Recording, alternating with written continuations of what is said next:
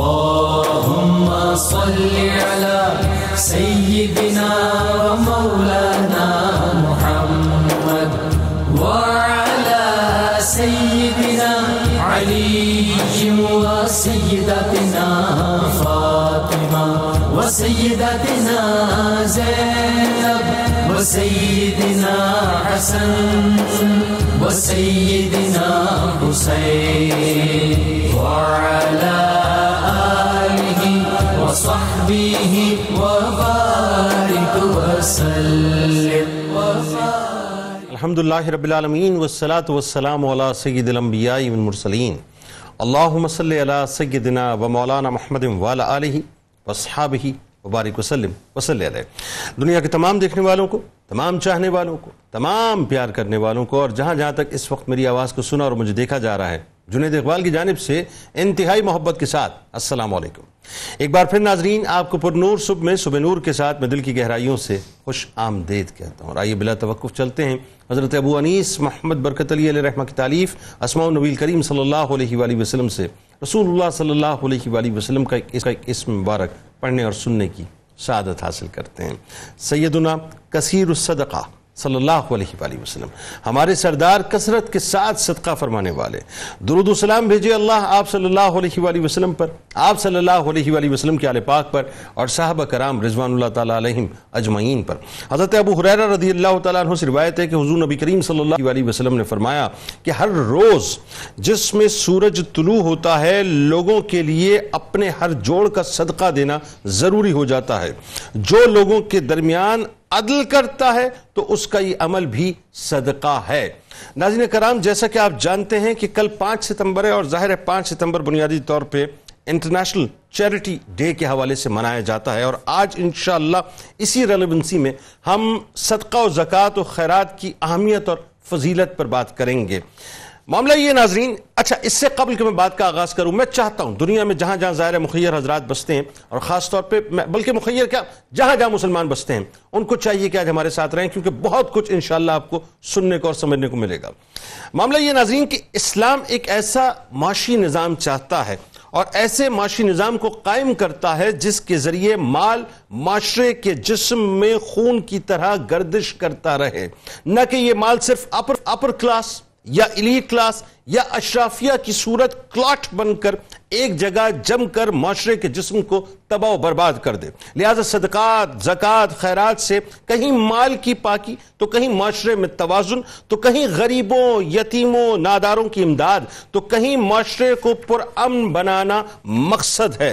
دنیا کا کوئی مذہب، ناظرین یہ بڑی کمال بات ہے کہ دنیا کا کوئی مذہب، کوئی نظریہ، کوئی ملک مال کی گردش کا اتنا حسین، اتنا خوبصورت، اتنا مربوط اور اتنا پھلدار تصور پیش نہیں کرتا جو دین اسلام نے صدقات، زکوٰۃ اور خیرات کی صورت میں پیش کیا ہے. یہ واحد دین اسلام ہے ناظرین جس نے مال کی تقسیم کو کہیں فرض کہا، کہیں واجب اور کہیں نفل قرار دیا. پھر چشم فلک نے وہ نظارہ بھی دیکھا کہ محبوب رب کائنات نے جب جب اپنے غلاموں کو راہ خدا میں خرچ کرنے کے لیے پکارا تو شمع رسالت کے پروانوں نے اپنا سب کچھ راہ خدا میں پیش کرنے سے بھی دریغ نہ کیا.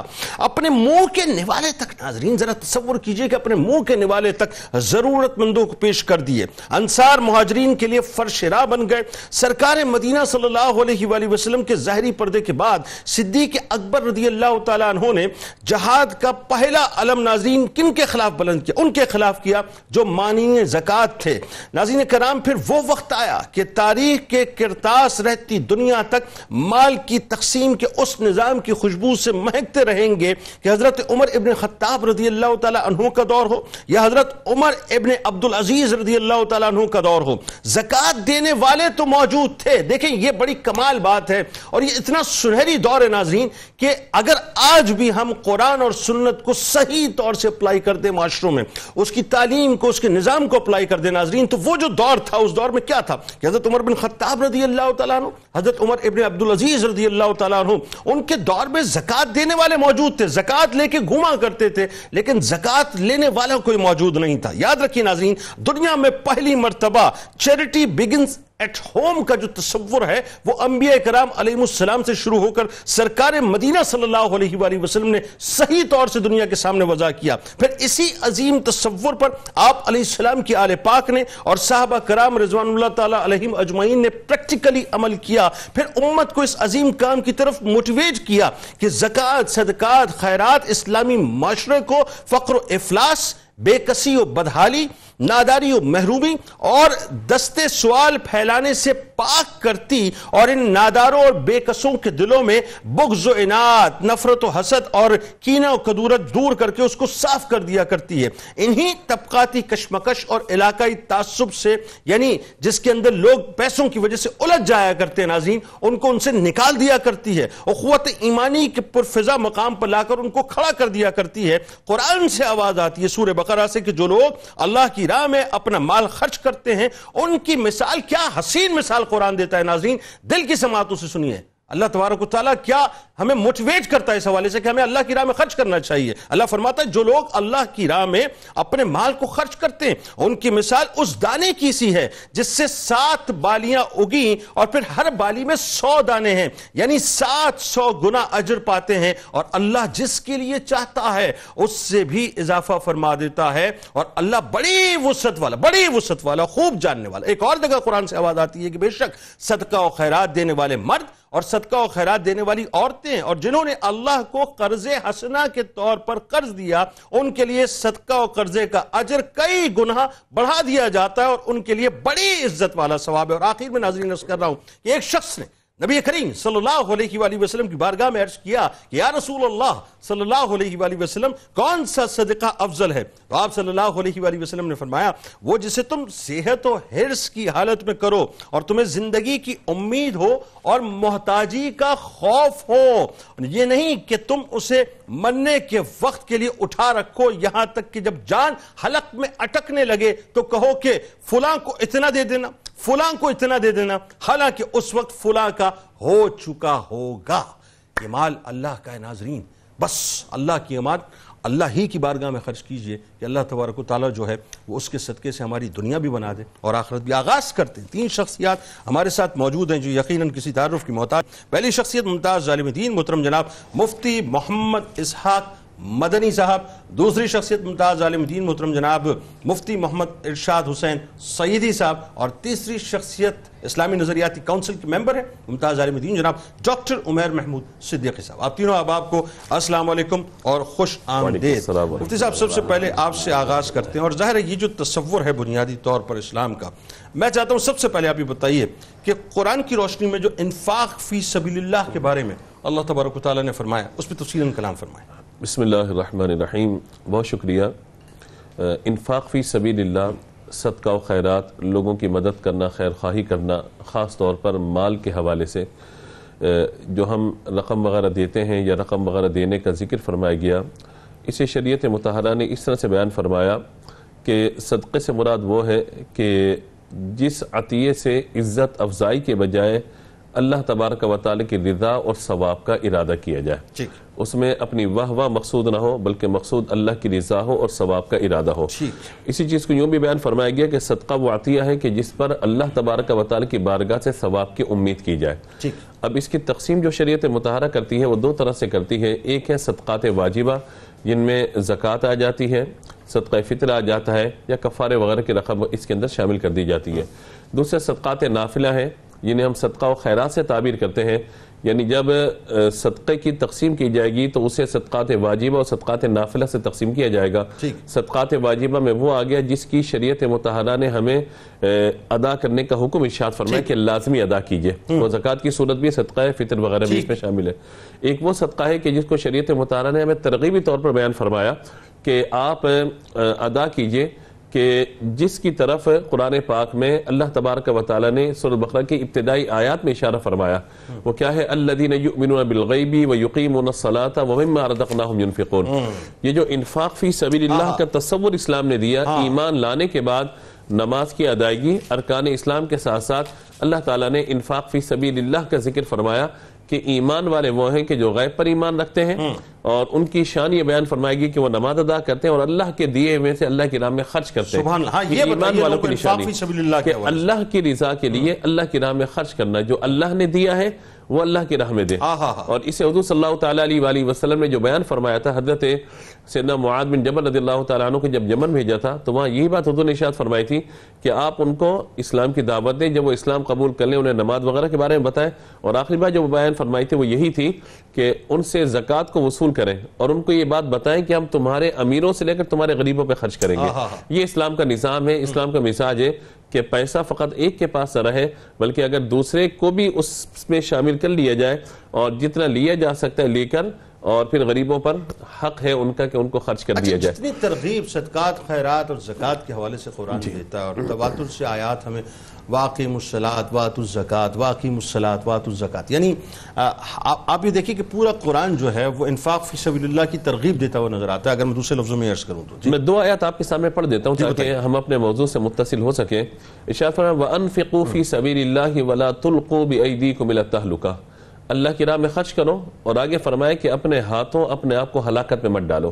یہاں مفسرین نے ذکر فرمایا کہ ایک بات تو یہ کہ انفاق فی سبیل اللہ، یعنی صحت کی حالت میں، جو ابھی آپ نے حدیث مبارکہ پڑھی کہ اس وقت جب آپ خرچ کرنے کے اختیار رکھتے ہیں، مال آپ کے پاس موجود ہے، بخل کو چھوڑیے، اللہ کی راہ میں خرچ کیجئے، اور جو آپ دیتے چلے جائیں گے یہ اللہ کا، اس کے رسول کا وعدہ ہے کہ واپس آتا چلا جائے گا، بڑھتا چلا جائے گا، آتا چلا جائے گا، جاری رہے گا۔ روک دیں گے تو پھر وہاں سے آنا بھی بند ہو جائے گا۔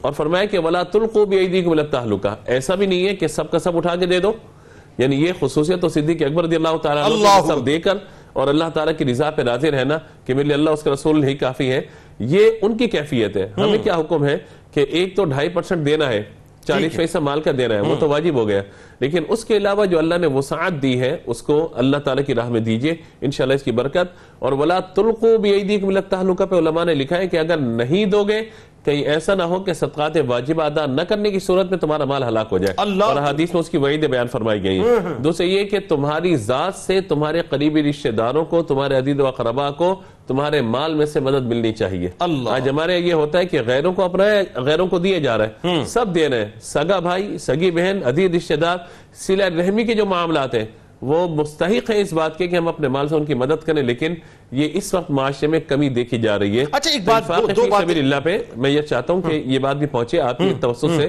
کہ جہاں غیروں کو دیا جا رہا ہے، مانگنے والوں کو دیا جا رہا ہے، وہاں پر اپنے قریبی جو رشتہ دار ذوی الارحام ان کی طرف بھی توجہ کی۔ میں یہی عرض کر رہا ہوں، دو باتیں میں اس میں سمجھنا چاہتا ہوں۔ ایک تو یہ کہ وَأَقْرِضُوا اللَّهَ قَرْضًا حَسَنًا، یعنی کیسی بات ہے کہ مال بھی اللہ کا ہے، سب کچھ اللہ کا ہے، لیکن اس کے باوجود اللہ تبارک و تعالیٰ قرض حسنہ مانگتا ہے۔ پھر وہ کہتا ہے کہ ہم اس کو بڑھا دیتے ہیں، بڑھا دیتے ہیں، بڑھا دیتے ہیں، یہاں تک کہ وہ پھلتا پھولتا رہتا ہے۔ یعنی وہی بات ہے کہ کھجور کو اللہ تبارک و تعالیٰ پہاڑ بنا دیا کرتا ہے، ایک بات۔ دوسری بات یہ کہ چیریٹی بگنز ایٹ ہوم کا جو تصور ہے، جیسا کہ میں نے کہا کہ انبیاء کرام علیہ السلام سے لے کر پھر سرکار علیہ السلام نے تو واضح تصور اس کا پیش کیا پریکٹیکلی، تو دین اسلام تو یہ اس طرح سے ہمیں دیکھیں مواقعات مدینہ کو آپ دیکھ لیجئے نا، ابھی آیت مبارکہ آپ نے پڑھی وَأَقْرِضُوا اللَّهَ قَرْضًا حَسَنًا، اللہ کو قرضہ کون دے سکتا ہے؟ کیا میری آپ کی حیثیت ہے؟ ہمارے پاس تو جو کچھ ہے وہ اللہ کا دیا ہوا ہے، تو ہم اللہ کو قرضہ کیا دے سکتے ہیں؟ لیکن یہ ہے کہ کسی کی مدد کرنا، اللہ نے اس کو قرض حسنہ سے تعبیر فرمایا کہ یہ اللہ تبارک و تعالیٰ پر قرض ہے۔ قرض کا معاملہ کیا ہوتا ہے کہ اگر ہم نے کسی کو قرض دیا تو اس پر لازم ہے وہ رقم میں واپس کرے گا دنیاوی طور پر، ٹھیک ہے، اور کل قرض صدقۃ کے الفاظ حدیث مبارکہ میں آئے کہ ہر قرض صدقہ ہے۔ تو اگر ہم کسی کو قرض دے رہے ہیں، وہ مستحق قرض ہے، تو اس کا مطلب یہ کہ وہ رقم ہمیں واپس کرے گا، دنیاوی اعتبار سے عرض کر رہا ہوں۔ اب اللہ تبارک و تعالیٰ تو مستحق نہیں ہے، اللہ تبارک و تعالیٰ تو اس بات کا حق رکھتا ہے کہ وہ سارا مال ہم سے لے لے کیونکہ اسی کا دیا ہوا ہے، لیکن اللہ تبارک و تعالیٰ پسند فرماتا ہے اس بات کو کہ بندہ اگر کسی بندے کی مدد کر رہا ہے، کسی کو دے رہا ہے، تو اللہ تبارک و تعالیٰ کی بارگاہ سے ثواب کی امید پر اور اس کی رضا کے لیے جب وہ دے گا، اللہ تبارک و تعالیٰ اس کا اجر اسے دنیا میں بھی عطا فرمائے گا، آخرت میں بھی عطا فرمائے گا۔ سبحان اللہ۔ اور اسی بات کو ہم نے سمجھ لینا ہے کہ جو ہم دیں گے اللہ تبارک و تعالیٰ اپنی بارگاہ سے ہمیں لوٹائے گا۔ ایگزیکٹلی، اور کمال تو یہ ہے کہ لوٹانے کا بھی تصور دیکھیں نا آپ، مطلب یہ روی میں جملہ تو آپ کہہ جاتے ہیں کہ صاحب ایک کھجور اللہ کی بارگاہ میں دیں، اللہ اس کو جو ہے وہ اپنا بڑا کرتا رہے گا یہاں تک کہ وہ پہاڑ بن جائے گا، تو یہ کہہ دینے میں تو ایک جملہ ہے، لیکن بظاہر دیکھیے کہ مال بھی اللہ کا، سب کچھ اللہ کا، اور دینے کو بھی جو اللہ تیار ہے۔ اچھا اب اس بات کو یوں ذرا سا آگے بڑھاتے ہیں مودی صاحب، آپ ذرا بتائیے کہ احادیث میں اللہ کی راہ میں صدقہ، زکوٰۃ اور خیرات کی جو فضیلتیں آتی ہیں، اس کی جو اہمیت بیان کی گئی ہے، یعنی میں جب دیکھتا ہوں تو اتنا تواتر سے اس حوالے سے بار بار اللہ کی طرف سے، سرکار علیہ السلام کی طرف سے موٹیویٹ کیا گیا، ترغیب دلائی گئی ہے کہ ایسا لگتا ہے کہ مطلب یہ اگر ہم نے یہ کام چھوڑ دیا تو پھر اس کا مطلب ہے کہ بے مصرف ہو گئی زندگی. بتائیے. جی بہت شکریہ، بہت اہم سوال ہے، اور آپ نے کل انٹرنیشنل ڈے کے حوالے سے جو آج اس پروگرام کو ترتیب دیا ہے، میں سمجھتا ہوں بہت خوبصورت پیغام ہمارے ناظرین تک پہنچ رہا ہے. اور آپ نے حدیث مبارکہ سے متعلق سوال کیا ہے. یہ جو ابھی آپ نے فرمایا کہ کتنا خوبصورت جملہ ہے کہ ایک کھجور جس کو اللہ تبارک و تعالیٰ پرورش فرما کر پہاڑ کے برابر کر دے، یہ حدیث مبارکہ ہے. حضور نبی اکرم صلی اللہ علیہ وسلم نے ارشاد فرمایا کہ اللہ تبارک و تعالیٰ ارشاد فرماتا ہے کہ اے ابن آدم، تو میری راہ میں خرچ کر، میں تیرے اوپر خرچ کروں گا. تو جتنا میری راہ میں دیتا چلا جائے گا، میں اس کا کئی گنا بڑھا کر تجھے لوٹاتا چلا جاؤں گا. اور پھر یہ حدیث مبارکہ ہے کہ آقا علیہ السلام نے فرمایا اگر کوئی شخص اپنے رزق حلال کی کمائی سے ایک کھجور کے برابر بھی خرچ کرتا ہے، بشرطے کہ وہ اس کا رزق حلال ہو. کیٹیگوریکل بات ہے یہ، جی کہ رزق حلال ہونا چاہیے، رزق حلال ہو. ایک کھجور کے برابر بھی اگر خرچ کیا ہے تو اللہ تبارک و تعالی اس کی ایسے پرورش فرماتا ہے جیسے تم کسی بچڑے کی پرورش کرتے ہو، اور اس سے وہ چھوٹا ہوتا ہے اور پھر پرورش کے نتیجے میں وہ بڑا ہو جاتا ہے. تو اللہ تبارک و تعالی اس کی پرورش کرتا ہے حتیٰ کہ اسے پہاڑ کے برابر بنا سبحان اللہ. اچھا ایک ضمناً ایک جملے میں وضاحت، پھر آپ اپنے اسی موضوع کی طرف آ جائیے. یہ جو آپ نے فرمایا کہ شرط ہے کہ وہ رزق حلال سے صدقہ کرے، میں نے بہت سے ایسے لوگوں کو دیکھا جو کھل کے 2 نمبر کام کرتے ہیں، کھل کے رشوتیں لیتے ہیں، کھل کے کرپشن کرتے ہیں، کھل کے لوگوں کی جو گردنیں مارتے ہیں، کھل کے جو گردنیں مار کے پیسہ کماتے ہیں، اور پھر چیریٹی کے نام پر، صدقات کے نام پہ، خیرات کے نام پہ بڑے بڑے کام کر رہے ہوتے ہیں. وہ یہ اس تصور سے کہ سارا وائٹ واش ہو جائے گا جو ہم نے پیچھے کیا، تو ایسا ہو جاتا ہے. ہاں دیکھیے، اس سے تو ایوائڈ کرنا چاہیے، لیکن میں اس میں اعتدال کی بات کروں گا. وہ یوں کہ ایک شخص ہے، اس کے پاس کچھ مال وہ بھی ہے جو حلال طریقے سے آ رہا ہے، ٹھیک ہے، کچھ وہ بھی ہے جو ناجائز طریقے سے آ رہا ہے.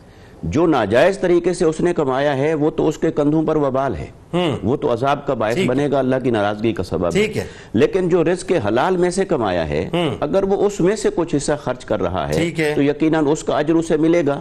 لیکن حرام کی کمائی کا گناہ بھی ہوگا، اور جب نامہ اعمال تلیں گے اور ایک طرف نیکی اور ایک طرف گناہ ہوگا تو جو بڑھ جائے گا اس کا حساب کا معاملہ ادھر ہوگا. لیکن اس لیے اسے کہا گیا کہ یہ بے سود ہے، بے فائدہ ہے. اس لیے بے فائدہ ہے کہ جو نیکی آپ کما رہے ہیں وہ تھوڑی ہے، اور اس کے مقابلے میں جو گناہ آپ کما رہے ہیں وہ بڑا ہے. اس لیے اسے بے سود سمجھا گیا، بے سود کہا گیا، اور بے سود ہی تصور کیا جاتا ہے. فضیلت پہ آئیے، رحمیت پہ. اب رزق حلال میں سے کوئی تھوڑا سا بھی خرچ کریں تو آقا علیہ السلام نے فرمایا اللہ تبارک و تعالیٰ اس کی ایسے پرورش فرماتا ہے جیسے تم ایک بچڑے کی پرورش کرتے ہو اور اسے جوان کر دیتے ہو، اسے بڑا کر دیتے ہو. ایسے ہی آقا علیہ السلام نے ایک اور حدیث مبارکہ ہے. آقا علیہ السلام نے ایک دن نماز عصر ادا فرمائی اور اس کے فوراً بعد اٹھ کے گھر چلے گئے، اور پھر آپ واپس تشریف لائے. صحابہ کرام نے آپ کے اس عمل مبارک کو دیکھا اور حیرت میں ڈوب گئے کہ اچانک ہی آپ تشریف لے گئے اور اچانک ہی آپ واپس تشریف لے آئے. تو آقا علیہ السلام نے فرمایا کہ میرے پاس گھر میں صدقہ کا سونا رکھا ہوا تھا، میں نہیں چاہتا تھا کہ ہمارے گھر میں شام اس حال میں ہو جائے کہ وہ سونا ہمارے گھر میں موجود رہے، شام ہونے سے پہلے ہی میں اسے تقسیم فرمانا چاہتا تھا. ایسے ہی حدیث مبارکہ میں ہے کہ آقا علیہ السلام کی بارگاہ میں غنائم آتے تھے، مال غنیمت آتا تھا، اور ایک دن اتنا مال غنیمت تھا کہ مسجد نبوی کے اندر ڈھیر لگ گیا. آقا علیہ السلام اسے تقسیم فرماتے رہے حتیٰ کہ ظہر کی نماز ہو گئی، پھر تقسیم فرماتے رہے، عصر کی نماز ہو گئی، پھر تقسیم فرماتے رہے، اور اس وقت تک آپ اٹھ کر اپنے حجرہ مبارک میں تشریف نہیں لے گئے جب تک آپ نے سب کچھ تقسیم نہیں فرما دیا. ایسے ہی ایک روایت میں حضرت عائشہ صدیقہ رضی اللہ تعالیٰ عنہ، آقا علیہ السلام نے کہیں سے کوئی ہدیہ آپ کی خدمت میں پیش ہوا، وہ گوشت تھا، آپ نے بھجوایا گھر، اور جب آپ گھر تشریف لائے تو حضرت عائشہ رضی اللہ تعالیٰ عنہ آپ نے عرض کی یا رسول اللہ صلی اللہ علیہ وسلم باقی میں نے بانٹ دیا ہے، یہ بچ گیا ہے. تو آقا علیہ السلام نے کیا خوبصورت فرمایا. آقا علیہ السلام نے فرمایا کہ نہیں، وہ جو تو نے دے دیا ہے وہ بچ گیا ہے، یہ خرچ ہو گیا، کیونکہ یہ ہم نے خود کھایا اور جو اللہ کی راہ میں دیا وہی بچ گیا ہے. اسی طرح حضور نبی اکرم صلی اللہ علیہ وسلم نے مال خرچ کرنے کا اپنا عملی نمونہ بھی پیش فرمایا اور ایسے ہدایات بھی پیش فرمائیں. اور اگر ہم اس کو قرآن مجید کے تناظر میں دیکھیں تو قرآن دو لفظ استعمال کرتا ہے. ایک ہے انفاق المال، ایک ہے جہاد بالمال. مال خرچ کرنا اور مال کے ساتھ جہاد کرنا، سبحان اللہ، یہ دو الگ الگ اصطلاحات ہیں جو قرآن مجید کے اندر استعمال ہوئی. جہاد کے اندر جو اس وقت ریلیونٹ نقطہ عرض کرنا چاہتا ہوں وہ یہ کہ جہاد مشقت کا نام ہے، جہاد محنت اور سٹرگل کا نام ہے. لہٰذا جہاد بالمال کا لفظ یہ تقاضا کر رہا ہے کہ ضروری نہیں تمہارے پاس لاکھوں کروڑوں اربوں ہوں اور اس میں سے تھوڑا سا خرچ کر دو، بلکہ جہاد بالمال یہ تقاضا کرتا ہے کہ پاس کچھ نہ بھی ہو تب بھی خرچ کرو، تھوڑا ہے وہ بھی خرچ کرو. مجھے آپ کی وہ بات یاد آ گئی، سرکار علیہ السلام نے فرمایا نا، جس کا مفہوم ملتا ہے حدیث کا کہ ایک درہم 1,00,000 درہم سے آگے بڑھ گیا. صحابہ نے عرض کیا رسول اللہ صلی اللہ علیہ وسلم یہ کیا معاملہ؟ فرمایا جس کے بعد 2 لاکھ تھے اس نے 1,00,000 دیا، جس کے بعد 2 ہی درہم تھے اس نے 1 اللہ کی راہ میں خرچ کر دیا. اچھا مفتی صاحب، اب اس میں جو بڑی اہم ترین بات ہے، ظاہر ہے موضوع اتنا وسیع ہے لیکن کم از کم سینوپسس بھی اگر لوگوں کو پہنچ جائیں اور کسی کے دل پہ ہم نوک کر جائیں تو میرا خیال ہے کام ہمارا ہو گیا. کیونکہ ایکچول تصور تو چیریٹی کا، صدقات کا، زکوٰۃ کا، یہ بنیادی طور پہ تو اسلام کا. اچھا اب ذرا یہ بتائیے کہ صدقہ، زکوٰۃ، خیرات میں ایک بڑا بنیادی سوال ہے جو عام سمجھنے والا آپ سے سمجھنا چاہتا ہے کہ اس میں فرق کیا ہے. دوسری بات، صدقہ، زکوٰۃ اور خیرات ان کے مصارف یعنی لینے والے کن کو دیا جائے وہ کون ہے، اور اسی کے ساتھ ساتھ آپ نے تیسرے سوال کو بھی ایڈریس کرنا ہے کہ ان کے وجوب کی جو شرائط ہیں وہ کیا بنتی ہیں. بسم اللہ الرحمن الرحیم. انفاق فی سبیل اللہ اور اللہ کے راستے میں صدقہ کرنا اللہ کے رزق کے دروازوں کو کھولتا ہے. مسکرانا بھی صدقہ ہے، بیوی کے منہ میں لقمہ ڈالنا بھی صدقہ ہے، سبحان اللہ، اپنے علم کو طالب علموں تک پہنچانا بھی صدقہ ہے، مسکرا کر دیکھنا بھی صدقہ ہے، اپنے مال کو اللہ کے راستے میں خرچ کرنا بھی صدقہ، اور جانور کے گلے پر چھری پھیرنا بھی صدقہ. دیکھیے 3 الفاظ ہمارے ہاں عموماً استعمال ہوتے ہیں، زکوٰۃ، صدقہ اور خیرات. ٹھیک، ہر نیکی کے کام کو خیر کہا جاتا ہے، خیراتن یا خیر، اور اس کی جمع پھر عموماً خیرات کے طور پر ہمارے ہاں بیان ہوتی ہے. تو گویا کہ ہم کسی بھی طور پر کوئی بھی نیکی کا عمل سر انجام دے رہے ہوں وہ خیرات میں سے ہے، وہ نیکیوں میں سے ہے.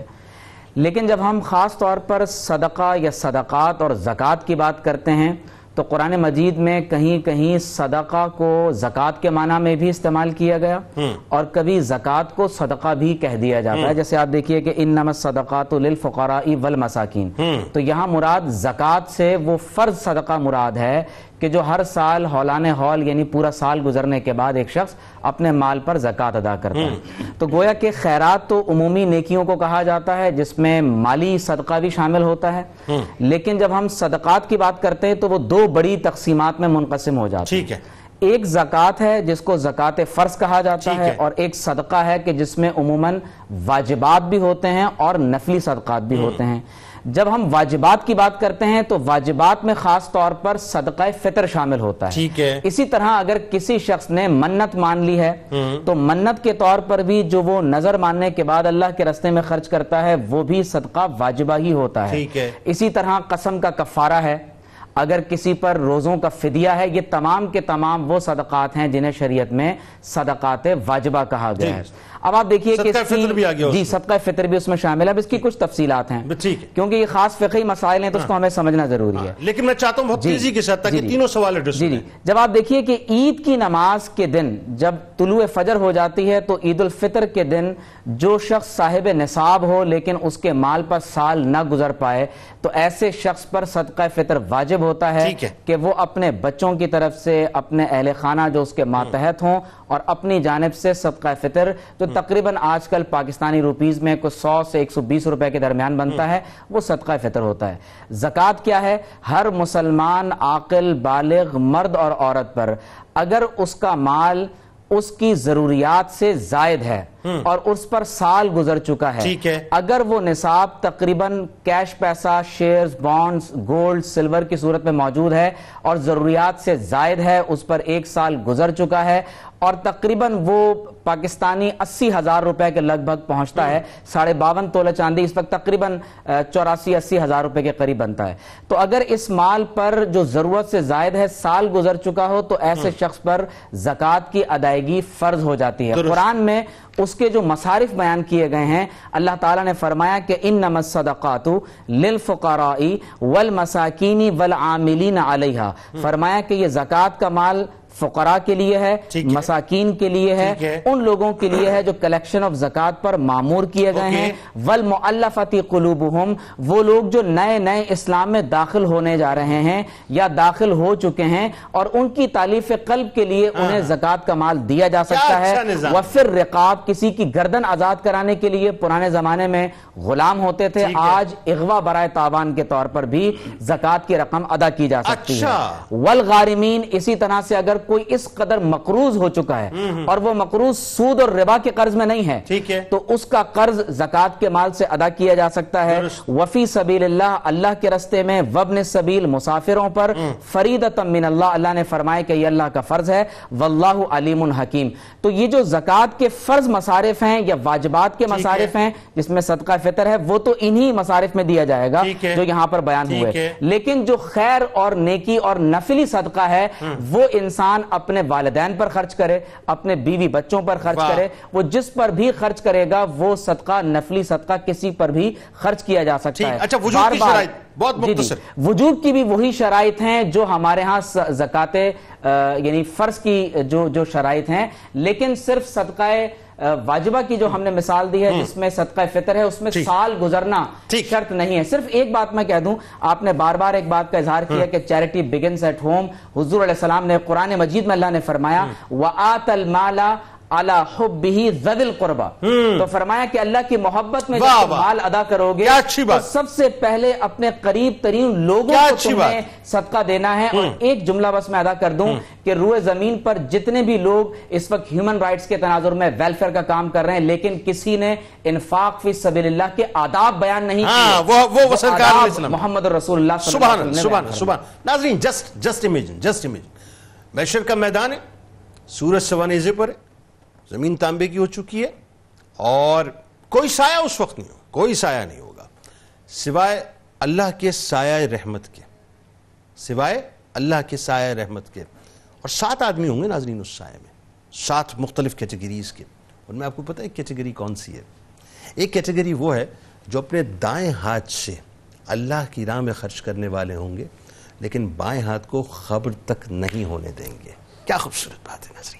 آئیے درود پاک کا نذرانہ سرکار علیہ السلام کی بارگاہ میں لوٹ کے آپ کو بتاؤں گا کہ دنیا کی طاقتور ترین شے کون سی ہے۔ آپ انگشت بدندہ ہو جائیں گے کہ صاحب ہم تو پہاڑوں کو، سمندروں کو، ہواؤں کو سمجھ رہے تھے، لیکن کچھ اور ہی بات ہے صاحب۔ درود پاک کی بات۔ اللہم صلی علی سیدنا و مولانا محمد وعلی سیدنا علی و سیدتنا فاطمہ و سیدتنا زینب و سیدنا حسن و سیدنا حسین وعلی وصحبه وبارك وسلم وبارك اللهم صل على سيدنا ومولانا محمد وعلى سيدنا علي وسيدتنا فاطمة وسيدتنا زينب وسيدنا حسن وسيدنا حسين وعلى آله وصحبه وبارك وسلم۔ ایک بار پھر ناظرین میں آپ کو خوش آمدید کہتا ہوں۔ آپ جانتے ہیں کہ کل انٹرنیشنل چیریٹی ڈے یعنی 5 ستمبر ہے اور آج بنیادی طور پہ ہم صدقات، زکوٰۃ، خیرات کی فضیلت اور اس کی اہمیت کے حوالے سے بات کریں۔ ایک بڑی خوبصورت بات ناظرین آپ کو بتاتا ہوں میں، بلکہ یوں کہیے کہ دنیا کی طاقتور ترین شے کے بارے میں آپ کو بتلاتا ہوں۔ حضرت انس بن مالک رضی اللہ تعالیٰ عنہ سے روایت ہے کہ حضور نبی کریم صلی اللہ علیہ وآلہ وسلم نے فرمایا کہ جب اللہ تبارک و تعالیٰ نے زمین پیدا فرمائی تو وہ ہلنے لگی۔ پھر اللہ تعالیٰ نے پہاڑ پیدا فرمائے اور انہیں زمین پر رکھ دیا، یعنی ان کی میخوں کو گاڑ دیا۔ چنانچہ فرشتوں کو پہاڑ کی شدت اور قوت پر تعجب ہوا۔ انہوں نے عرض کیا کہ آئے پروردگار، تیری مخلوق میں پہاڑوں سے بھی زیادہ طاقتور کوئی چیز ہے؟ تو اللہ تبارک و تعالیٰ نے فرمایا کہ ہاں، لوہا. اچھا آپ جانتے ہیں لوہا جو ہے وہ پہاڑوں کو کاٹ دیا کرتا ہے, تو جواب میں آیا لوہا. انہوں نے عرض کیا یا رب کیا تیری مخلوق میں لوہے سے بھی زیادہ طاقتور کوئی شے ہے؟ تو اللہ تبارک و تعالیٰ نے فرمایا آگ. آپ جانتے ہیں کہ آگ جو ہے وہ لوہے کو پگھلا دیا کرتی ہے. تو انہوں نے پھر پوچھا کہ اے پروردگار تیری مخلوق میں آگ سے بھی زیادہ طاقتور کوئی چیز ہے؟ تو اللہ تبارک و تعالیٰ نے فرمایا ہاں پانی, کیونکہ پانی آگ کو بجھا دیا کرتا ہے. پھر عرض کیا ہے پروردگار تیری مخلوق میں پانی سے بھی زیادہ کوئی طاقتور شے ہے؟ تو اللہ تبارک و تعالیٰ نے فرمایا کہ ہوا ہے. آپ جانتے ہیں ناظرین کہ پانی کو ہوا جو ہے وہ جہاں چاہتا ہے, وہ ہوا جہاں چاہتی ہے پانی کو اڑا کے لے جاتی ہے. تو پھر پوچھا کہ ہوا سے بھی زیادہ سخت کوئی مخلوق ہے؟ تو اللہ تبارک و تعالیٰ نے فرمایا کہ ہاں انسان ہے. اور کیا ہے وہ ناظرین ذرا سنیے کہ وہ اپنے دائیں ہاتھ سے صدقہ دیتا ہے اور بائیں ہاتھ سے اس کو پوشیدہ رکھتا ہے. تو بس اللہ کی راہ میں خرچ کیجئے, اس سے زیادہ طاقتور شے کچھ ہو نہیں سکتی. علامہ صاحب ذرا یہ بتائیے کہ اب اس میں جو اگلا سوال پیدا ہوتا ہے کہ اسلام کا جو معاشی نظام ہے دنیا کے دیگر مذاہب و نظریات کے مقابلے میں کتنا مختلف ہے, کتنا حسین ہے, کتنا خوبصورت ہے, کتنا جامع ہے؟ جی بسم اللہ الرحمن الرحیم. دیکھیے ہمارے یہاں دنیاوی طور پہ بھی ایک دوسرے کے ساتھ مدد کا تصور پایا جاتا ہے, چاہے وہ مسلم ہو چاہے غیر مسلم ہو. جب ہمیں مدد کی ضرورت پڑتی ہے تو ایک دوسرے کے ساتھ اخلاقی طور پہ مالی طور پہ کہیں نہ کہیں مدد کا ایک تصور رہتا ہے. لیکن اسلام نے اس مدد کے حوالے سے جو ہماری رہنمائی کی ہے, جو کچھ بتایا وہ کیا ہے کہ ایک طرف تو لوگوں کو سوال کرنے سے منع کیا بلا ضرورت, کہ کسی سے سوال نہ کیا جائے مالی طور پہ, کسی کو پکارا نہ جائے, کسی کو کہا نہ جائے. اللہ تبارک و تعالی کی بارگاہ میں اپنی حاجتیں پیش کی جائیں, اسی سے مدد طلب کی جائے. لیکن اگر کبھی کسی کو کہا گیا کہ اگر آپ کو ضرورت ہے تو آپ اگر کسی سے سوال کرتے ہیں, تو اب ایک طرف سوال کرنے کی ممانعت کی گئی, دوسری طرف یہ کہا گیا کہ آپ اپنے دائیں بائیں اپنے اطراف کے لوگوں پہ نظر رکھیں کہ اگر کوئی آپ کو بھوکا نظر آتا ہے, محتاج نظر آتا ہے, غربت میں نظر آتا ہے, کہیں کوئی کسی کی فقیری آپ کو نظر آ رہی ہے, اسیری نظر آ رہی ہے, تو آپ اللہ کی دی ہوئی توفیق سے اس کی مدد کیجئے. مواقعات مدینہ جو ہے آپ اس کی پوری اگر ہسٹری پڑھیں گے اس میں یہی نظر آتا ہے کہ نبی رحمت صلی اللہ تعالیٰ علیہ وآلہ وسلم نے یہی کہا تھا نا کہ ایک امیر ایک غریب کا بوجھ اٹھا لے, ایک انصار ایک مہاجر کا بوجھ اٹھا لے. اور پھر یہ ہوا کہ انہوں نے اپنا مال بھی آدھا دے دیا, اپنے اہل کے اندر بھی داخل کیا انہیں, اور پھر یہ ایک نظام بنتا چلا گیا. تو یہ ہمارا معاشرہ ہے کہ جس کی تشکیل اسلام نے اس انداز سے بیان فرمائی اور اس طرح سے معاشرے کو تشکیل دیا کہ ایک امیر ایک غریب کا بوجھ اٹھا لے. اچھا ایک بات یہاں پہ آپ دیکھیے جتنے دیگر مذاہب ہیں یا آپ مغرب کو اٹھا کے دیکھیں, وہاں فرد کی ول کے اوپر ہے, وہ چاہے تو چیریٹی کرے چاہے تو نہ کرے, اس کو کوئی مطلب نہ اس کو باؤنڈ کیا جاتا ہے نہ اس کو موٹیویٹ کیا جاتا ہے, وہ اس کی اپنی سیلف موٹیویشن ہوتی ہے. اسلام کہیں اس کو فرض کر رہا ہے تو کہیں اس کو واجب کر رہا ہے تو کہیں اس کو نفل کر رہا ہے, یعنی اسلام آپ کو جو ایک پورا کوڈ آف کنڈکٹ دے رہا ہے, اس کے تحت آپ کو چلنا ہے. جی دیکھیے اسلام کا ایک نظام یہ کہ کوئی شخص برہنہ نہ ہو, کوئی شخص بھوکا نہ ہو. بس یہ دو باتیں سمجھ لیجئے کہ کوئی شخص ہمارے سامنے بھوکا نہ سوئے, کس کے جسم پہ لباس ہے تو لباس پہنا دیجئے, کس کو کھانے کی طلب ہے تو آپ اسے کھانا کھلا دیجئے. یہ جو احساس ہے نا اس وقت, یہ ہمیں اس وقت پاکستان میں اور دنیا بھر کے مسلمانوں میں نظر آتا ہے. وہ ماہ رمضان میں بھی نظر آتے ہیں, سحری افطاری کے اوقات میں, اور اس کے علاوہ آپ کو مختلف دسترخوان نظر آتے ہیں جہاں پر لوگوں کو اس انداز سے کھانا پیش کیا جا رہا ہے, جہاں عزت کے ساتھ ان دسترخوانوں پہ بٹھا کے کھلایا جا رہا ہے. میں ایک ریسرچ پڑھ رہا تھا, کم و بیش مطلب مورلیس جو ہے وہ اس وقت جو فگر بن گئی ہے, پاکستان کے اندر ہر سال 300 ارب روپے کی چیریٹی تقریباً کی جاتی ہے, جو دنیا میں اس وقت نمبر 1 پاکستان رینکنگ کے اعتبار سے چیریٹی میں. جی تو آپ یہ دیکھیے کہ جب ہم یہ بات کرتے ہیں کہ صدقے کے معاملات دیگر چیزیں, تو شریعت ترغیب ہمیں دلائی ہے, یعنی ہم جب کسی کو دے رہے ہیں تو اس کا فائدہ ایک تو مالی طور پر ہمیں بظاہر نہ بھی ہو, لیکن اس کے فوائد ہمیں کیا نظر آتے ہیں, خاص طور پہ خیرات کے بارے میں, کیونکہ زکوٰۃ تو سال میں ادا کی جانی ہے. خیرات کے بارے میں نبی مکرم علیہ الصلوۃ والسلام نے فرمایا جب کوئی شخص تم میں سے بیمار ہو جائے تو صدقہ دو اور صدقے کے ذریعے اپنے مریضوں کا علاج کرو. تو ظاہر ہے کہ ہمارے کوئی بچہ بیمار ہو جائے, کچھ بھی ہو جائے, تو حسب استطاعت کچھ نہ کچھ صدقہ دے دینا چاہیے.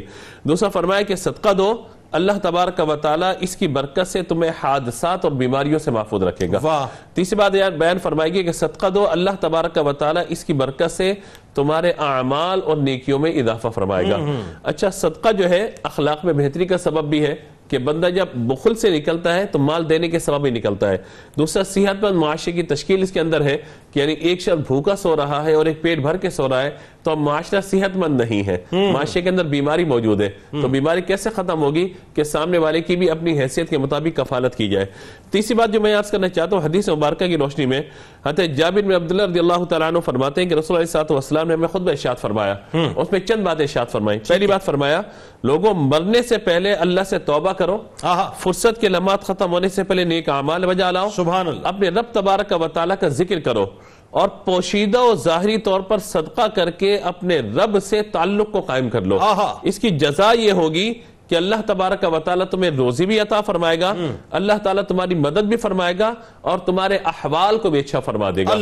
یہ ہے وہ بنیادی تصور جو ہمیں دیکھنا چاہیے کہ ہم اپنا حال بہتر کرنا چاہتے ہیں, اپنے اطراف کا بہتر کرنا چاہتے ہیں.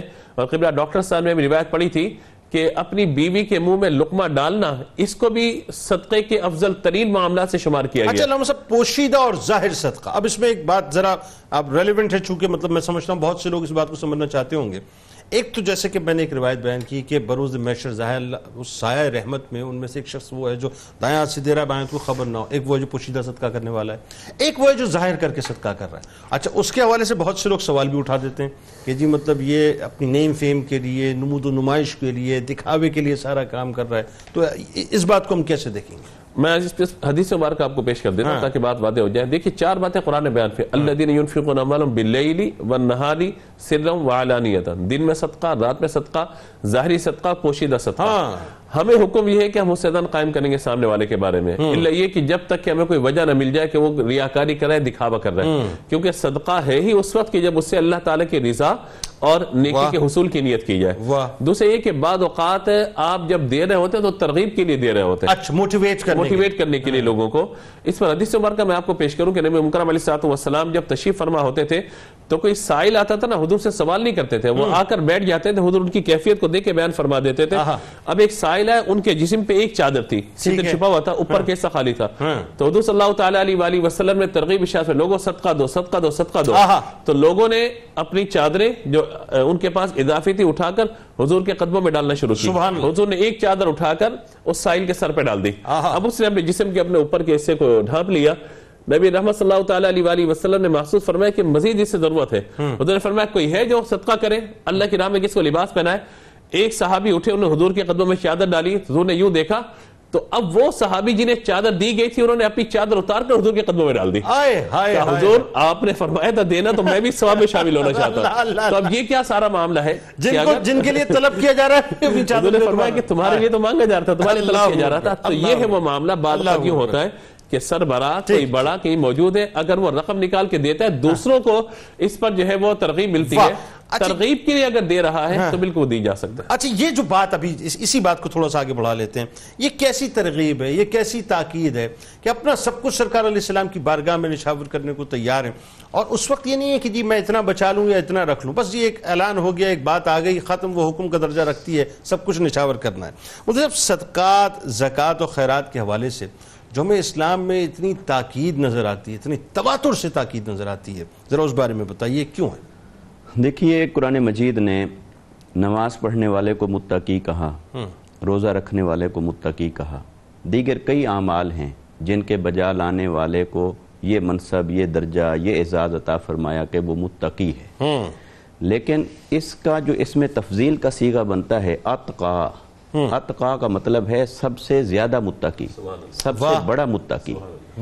یہ لفظ قرآن مجید نے صرف اس کو عطا فرمایا ہے جو اللہ کی راہ میں اپنے مال کو خرچ کرتا ہے. سبحان اللہ. فرمایا وَسَيُجَنَّبُهَا الْأَتْقَى الَّذِي يُؤْتِي الْمَالَ يَتَزَكَّى, کہ اللہ تبارک و تعالیٰ اس شخص کو جہنم کی آگ سے آزاد فرمائے گا جس نے اللہ کی رضا کی خاطر اپنا مال خرچ کیا اور اپنا تزکیہ کر لی. سبحان اللہ. تو اس کو اتقا فرمایا, سب سے بڑا متقی.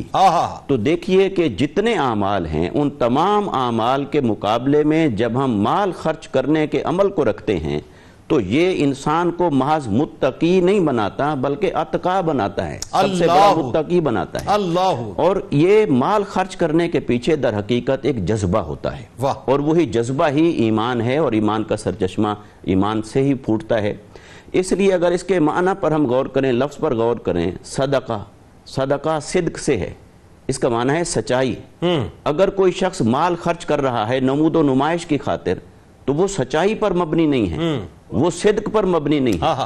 اگر کوئی مال خرچ کر رہا ہے ریاکاری کی خاطر وہ صدق پر مبنی نہیں ہے۔ صدق کیا ہے مال خرچ کرنے کے اندر؟ کہ وہ اللہ کی رضا کی خاطر مال کو خرچ کر رہا ہو۔ اس لیے انفاق فی سبیل اللہ کے ساتھ ایک روحانی آسپیکٹ بھی ہے، ایک اس کا روحانی پہلو بھی ہے۔ اللہ تبارک و تعالی نے ارشاد فرمایا لن تنالوا البر حتی تنفقوا مما تحبون، سبحان اللہ، تم اس وقت تک نیکی کے درجے کو نہیں پا سکتے جب تک تم اسے خرچ نہ کرو جس سے محبت کرتے ہو۔ سبحان اللہ۔ تو گویا یہ در حقیقت دل کے اندر جو مال کی محبت ہے اسے پاش پاش کرنے کے لیے ہے، تاکہ دل مال کی محبت سے خالی ہو جائے اور اللہ کی محبت کے قابل ہو جائے۔ اچھا مفتی صاحب ایک اور بات اس میں، اس کا ایک ادر پہلو، ایک تو یہ ظاہر پہلو آپ بیان کر رہے ہیں جی، ایک پہلو یہ بھی تو ہے نا کہ سوسائٹی کے اندر توازن پیدا ہو جائے، امن قائم ہو جائے، فساد بپا نہ ہو، رفت نہ ہو۔ دیکھیں میں ایک مثال دوں آپ کو، میں ابھی حال ہی کی بات ہے، میں خبر دیکھ رہا تھا کہ کورونا کی وجہ سے ظاہر ہے ہم اس وقت کورونا ورلڈ میں جی رہے ہیں نا، اب یہ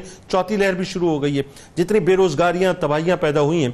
میں ایک نیوز پڑھ رہا تھا، لاہور ہی کی نیوز تھی، کہ ایک نوجوان جو ہے وہ ایک سگریٹ کے مطلب جو پان کا کھوکا ہوتا ہے اس کے اوپر گیا، اس نے اس سے رہتا ہوگا روٹین میں مطلب وہ سگریٹس اور اپنا پان وغیرہ، اس دن اس نے مانگا، کہا جی میرے پاس پیسے نہیں ہیں، اس نے منع کر دیا کہ میں ادھار نہیں دوں گا، جس طرح تم پریشان ہو میں بھی کہ لگے جی نہیں دو گے۔ اس نے اس وقت اس کو جو ہے باقاعدہ شوٹ کیا، یعنی وہ زخمی ہو گیا، وہ خدا نخواستہ مرا نہیں، لیکن آپ یہ دیکھیں یہ جو فرسٹریشن ہے، جب توازن نہیں رہتا تو پھر ہوتا یہ کہ انسان یہ کہتا ہے کہ تم گاڑی میں کیسے گھوم رہے ہو، میرے گھر میں تو دودھ پلانے کے لیے جو پیسے تک نہیں ہیں۔ یہ بنیادی طور پر تو اسلام اس میں توازن، جہاں مال خرچ کرنے کے پیچھے بہت سارے اسباب ہیں۔ ایسا نہیں ہے کہ اللہ رب العزت نے مال خرچ کرنے کا حکم اس لیے دیا ہو کہ اللہ تعالیٰ کو یہ اچھا نہیں لگتا کہ تمہارے پاس زیادہ مال کیوں ہے، اس کے پیچھے یہ ایسا نہیں ہے۔ اس کے روحانی اسباب بھی ہیں، اس کے معاشرتی اسباب بھی ہیں۔ معاشرتی اسباب میں سے یہ ہے کہ ڈسٹریبیوشن آف ویلتھ، کہ وہ جو دولت ہے اس کی تقسیم ہونی چاہیے، اس کی سرکولیشن ہونی چاہیے، وہ ایک جگہ جامد نہ ہو جائے، ایک جگہ جمع نہ ہو جائے۔ اس لیے آقا علیہ الصلوۃ والسلام نے فرمایا تؤخذ من اغنیائہم وترد الی فقرائہم، فرمایا اس معاشرے کے امیروں سے لیا جائے اور اس معاشرے کے غریبوں کو لوٹایا جائے۔ یہ نہیں فرمایا کہ اس معاشرے کے عمراء سے لیا جائے اور اس معاشرے کے غرباء کو دیا جائے، نہیں، اس معاشرے کے غرباء کو لوٹایا جائے۔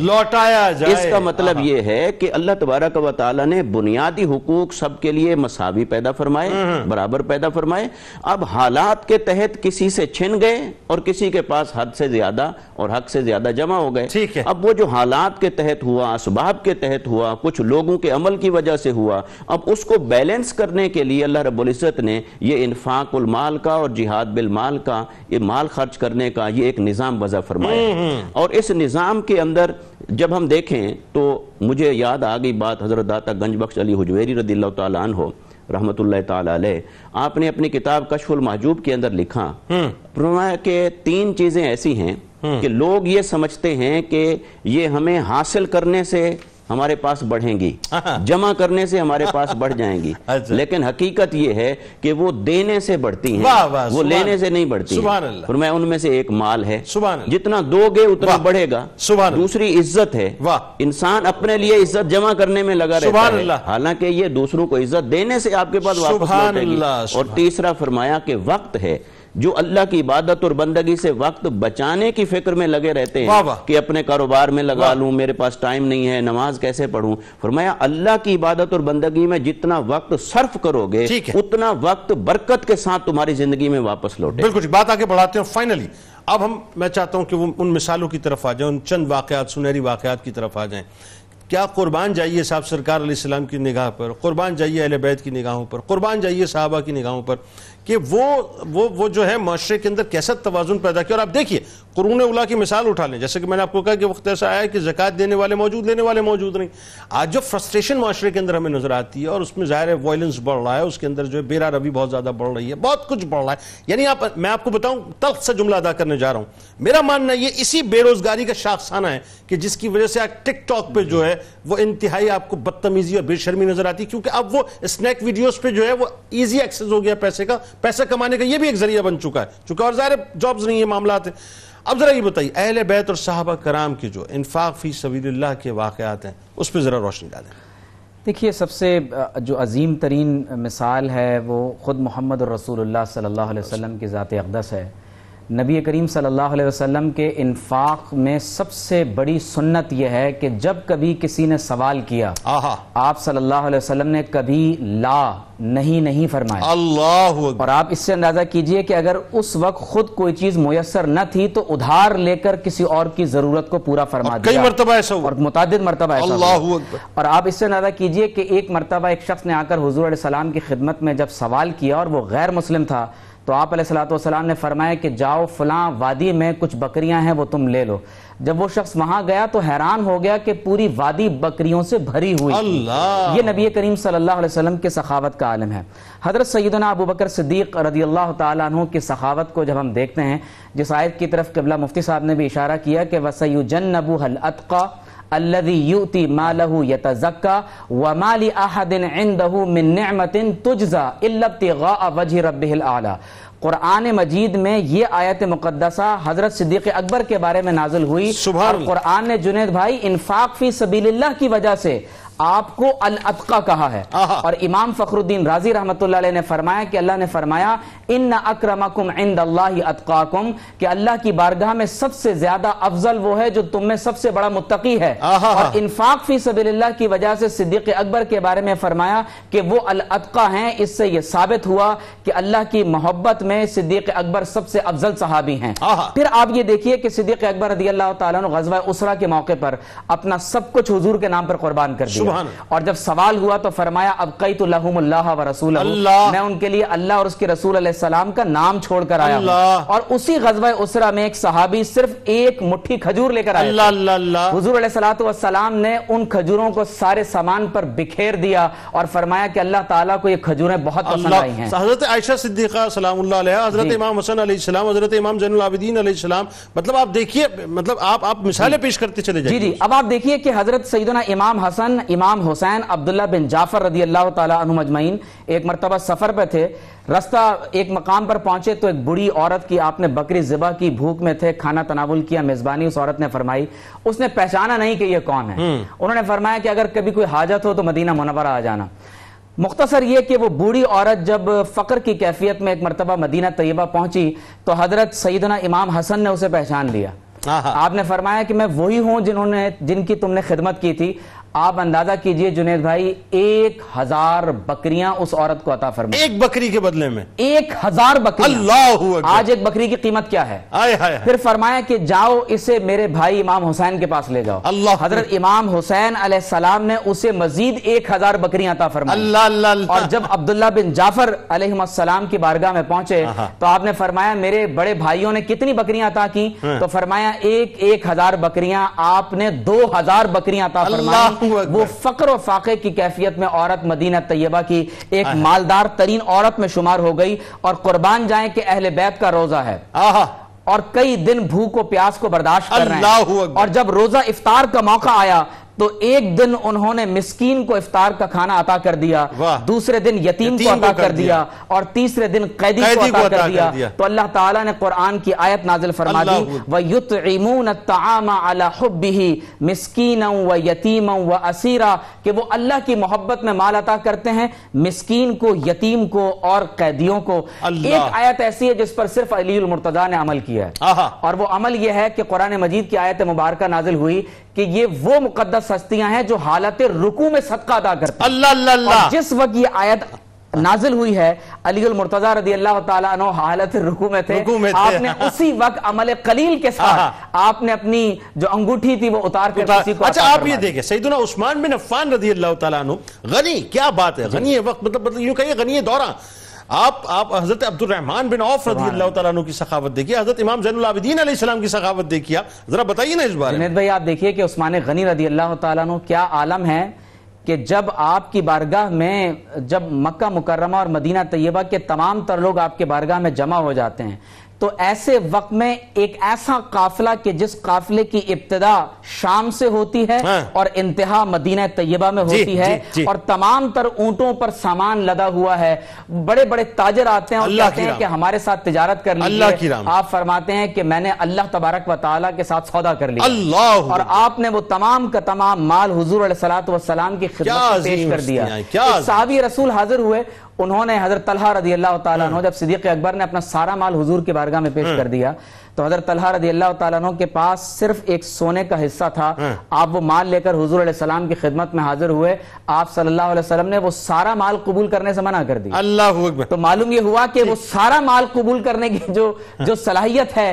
وہ صرف صدیق اکبر رضی اللہ تعالیٰ عنہ۔ اگر غلط نہیں، مطلب if I'm not wrong، مجھے یاد پڑتا ہے کہ یہ غزوہ تبوک کا موقع ہے اور اسی موقع کے اوپر جس وقت صدیق اکبر رضی اللہ تعالیٰ نے سارا مال دیا، ایک صحابی ایسے بھی تھے جن کے پاس چند کھجوریں تھیں، تو سرکار نے بکھیری فرمایا کہ آج ان کھجوروں کے صدقے سے سب کا مال اللہ تبارک و تعالیٰ نے قبول کر۔ اسی غزوے کو غزوہ اسرہ اس لیے کہا جاتا ہے کہ مسلمانوں نے شدید تکالیف کے موقع پر وہ عمل سر انجام دیا۔ اور میں صرف ایک آخری بات کہوں گا کہ حضور علیہ السلام کی سنت جنید بھائی یہاں تک ہے کہ وصال کا وقت قریب ہے اور جسم مبارک پر ایک جبہ ہے اور ایک تہبند ہے، اس وقت ایک شخص نے سوال کیا، یا رسول اللہ مجھے اپنا یہ جبہ عطا فرما دیں، حضور علیہ السلام نے وہ جبہ اتار کر اسے عطا فرما دیا۔ آپ تینوں آپ کا بہت شکریہ، آپ تشریف لائے، اللہ تعالیٰ اس گفتگو کو اپنی بارگاہ میں قبول فرمائے اور ہمیں صدقات، خیرات، زکوٰۃ دینے کی اور اللہ کی راہ میں خرچ کرنے کی توفیق عطا فرمائے۔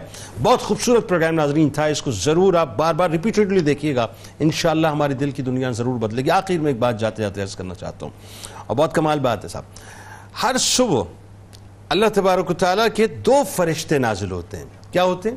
ہر صبح اللہ تعالیٰ کے 2 فرشتے نازل ہوتے ہیں اور اس میں سے ہوتا ہے یہ ناظرین کہ ایک فرشتہ عرض کرتا ہے کہ اے اللہ خرچ کرنے والے کو مزید عطا فرما، جو اللہ کی راہ میں خرچ کرتا ہے نا وہ دعا کرتے ہیں کہ اے اللہ اور مزید اس کو عطا فرما اور اس کو دے، اور دوسرا دعا کرتا ہے کہ اے اللہ مال خرچ نہ کرنے والے کو تباہ کر دے۔